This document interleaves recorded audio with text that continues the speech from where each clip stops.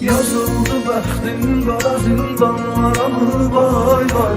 İndi mənə kim deyəcək anam kimi vay vay.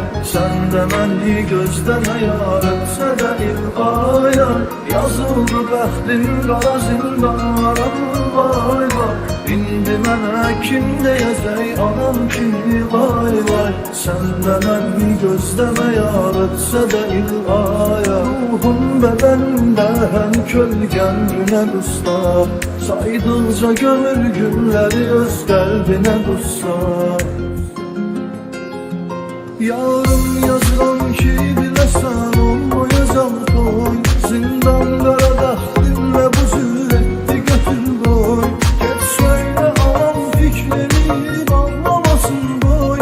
Yoxsa bağışlamaz bunu öz ömrünə qusta. Yazıldı bəxtim qara zindanlara mı vay vay.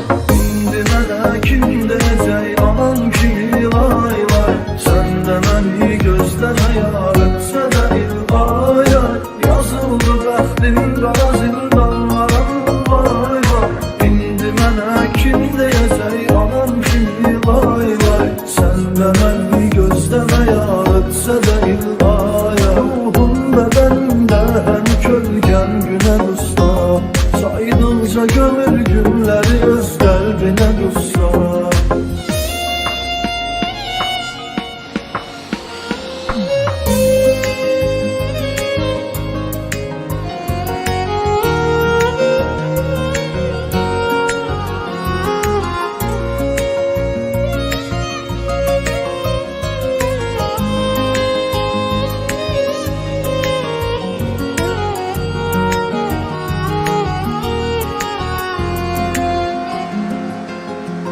Yarəbmən satdı məni dost seçən dostlarım. Güya sözümdə canımdan da keçən dostlarım. Xoş gündə mənim sağlığıma içən dostlarım.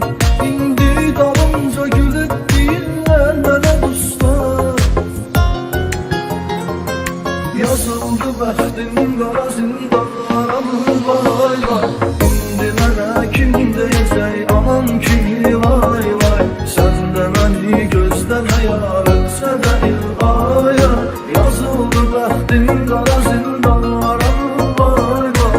İndi mənə kim deyəcək anam kimi vay vay. Sən də məni gözləmə yar etsə də il ay ay. Ruhum bədənimdə həm kölgən günə qusta. Saydıqca gömür günləri öz qəlbinə qussa.